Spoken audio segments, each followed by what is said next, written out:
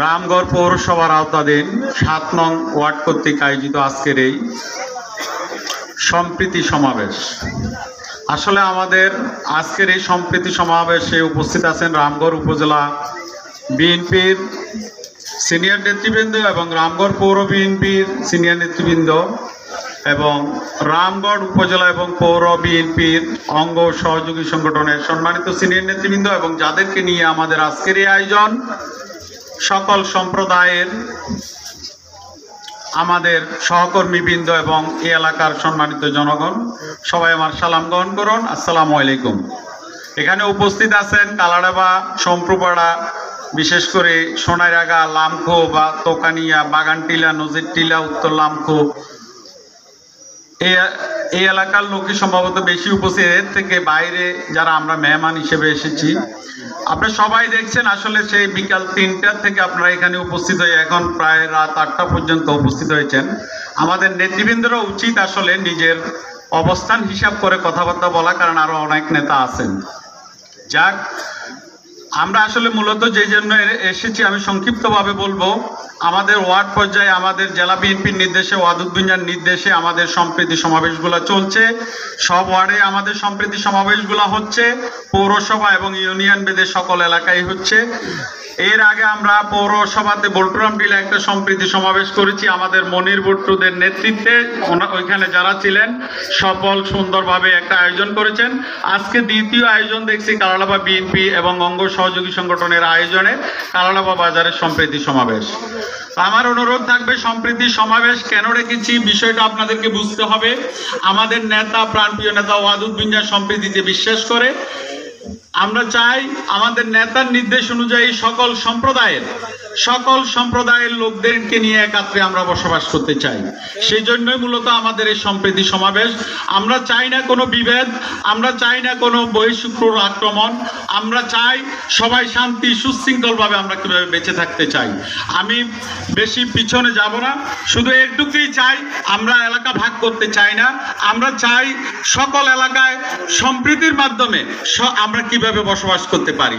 আমরা চাই 2001 থেকে 2005 পর্যন্ত বিএনপি গভর্নমেন্টের আমলে ওয়াদুদ্দিনের হাত ধরে যে উন্নয়ন হয়েছে, সে উন্নয়নকে আমরা আরো কিভাবে আগামী নির্বাচনে ওয়াদুদ্দিনের সেই বার্তাকে পৌঁছে দিয়ে, সম্প্রীতির বার্তাকে পৌঁছে দিয়ে আপনাদের কাছে আমরা বিপুল ভোটে আমাদের নেতাকে আগামী জাতীয় সংসদ নির্বাচনে নির্বাচিত করতে পারি। সকল সম্প্রদায়ের লোক মিলে, সকল সম্প্রদায়ের ভোটারদের উপস্থিতিতে আমরা কিভাবে ওনাকে নেতা নির্বাচন করতে পারি এবং আগামীতে যাতে ওনাকে আমরা মন্ত্রী হিসেবে পার্বত্য চট্টগ্রামে দেখতে পাই, সেই লক্ষ্যে আমাদের কাজ চলছে। আমরা চাই 2001 থেকে 2005 পর্যন্ত এই রামগড়ে যে উন্নয়ন হয়েছে, সেই উন্নয়নের দ্বারাকে আরো দ্বিগুণ তিনগুণ হারে বাড়িয়ে জ্যামিতিক হারে যাতে আমরা এই রামগড় উপজেলার প্রত্যন্ত এলাকাকে আমরা এগিয়ে নিতে পারি, সেই লক্ষ্যে আমরা কাজ করতে হবে। আমরা চাই যেন এর কোনো ব্যত্যয় না হয়। আমরা দীর্ঘদিন এই এলাকায়, এই উপজেলায় তথা এই দেশে আপনারা জানেন স্থানীয় অনেক নির্বাচন গিয়েছে। সেই নির্বাচনগুলোতে আমাদের আওয়ামী লীগ নেতৃবৃন্দরা কিভাবে নির্বাচনগুলো করেছে, জাতীয় নির্বাচন আসলে বলে নির্বাচনে যেতে পারবেন না এবং স্থানীয় নির্বাচন এলে আমাদের মা বোনদেরকে ঘাট ধাক্কা ধরে বলে যে কেন্দ্রে যেতে হবে। কি আমরা দেখেছেন না এরকম? তাহলে সেটার থেকে আমরা উত্তরণ চাই কি চাই না? যদি চাই, আগামীর জাতীয় নির্বাচন হবে 100% নিরপেক্ষ নির্বাচন। সেই নির্বাচনে সবার উপস্থিতিতে ভোট হবে। আমরা চাই জনগণের ম্যান্ডেট দিয়ে আমাদের নেতাকে নির্বাচিত করতে। আমরা চাই না বাধা দিয়ে কোনো নির্বাচন পণ্ড করতে।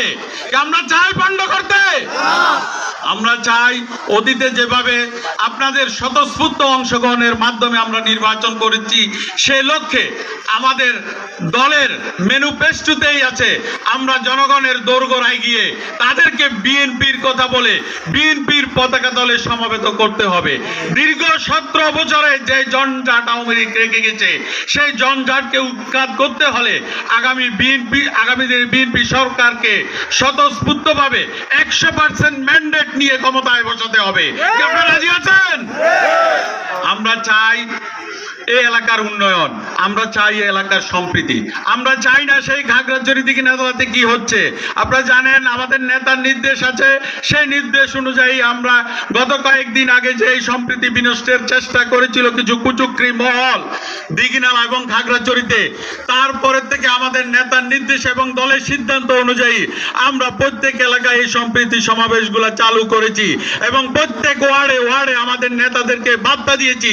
আমাদের অনেক উপজাতীয় নেতাদের সাথে আমরা ফোনে কন্ট্যাক্ট করেছি। আপনারা প্রয়োজনে আপনাদের এলাকার নেতা উপজাতীয় নেতাদের থেকে জেনে নিতে পারেন। রামগড় থেকে মাস্টারপাড়া বলেন, বৈদ্যপাড়া বলেন, যেখানে যেখানে আমাদের নেতারা আছেন ওনাদের সাথে আমরা যোগাযোগ রক্ষা করে ওনাদেরকে সাহস দিয়েছি যাতে কোনো ধরনের উস্কানিতে পানি না দিয়ে সম্প্রীতি যাতে কোনো ধরনের বিনষ্ট না হয়। আপনারা সেই কথা রেখেছেন এবং জেলা বিএনপির সেই নির্দেশনা মেনেছেন, আমাদের রামগড় নেতাদের সেই নির্দেশনা মেনেছেন। সেই জন্য আপনাদেরকে ধন্যবাদ জানাই, সাধুবাদ জানাই, যাতে আগামী দিনগুলো আমরা মিলেমিশে বসবাস করে থাকতে পারি, যাতে কোনো ধরনের সম্প্রীতি বিনষ্ট না হয়। আর যারা অতীতে এই 17 বছর এই ফ্যাসিস্ট সরকারের দোসর হয়ে শান্তি শৃঙ্খলা বিনষ্ট করেছেন এবং বিভিন্ন নেশার সাথে জড়িত হয়েছেন, তাদের উদ্দেশ্যে বলতে চাই, যারা শান্তি শৃঙ্খলা বিনষ্ট করেছেন আপনারা সতর্ক হয়ে যান, আপনারা সতর্ক হয়ে যান। আপনারা কিছুই দেখেন নাই, বিএনপির 5 তারিখের পর থেকে এই পর্যন্ত আপনাদের অনেক বড় বড় নেতার বাড়ি রামগড়ে রয়েছে। নিশ্চয় আমাদের নেতৃবৃন্দরা শুনেছেন কারো বাড়িতে ডিল পর্যন্ত ছোড়া হয় নাই। তাহলে আপনারা আমাদেরকে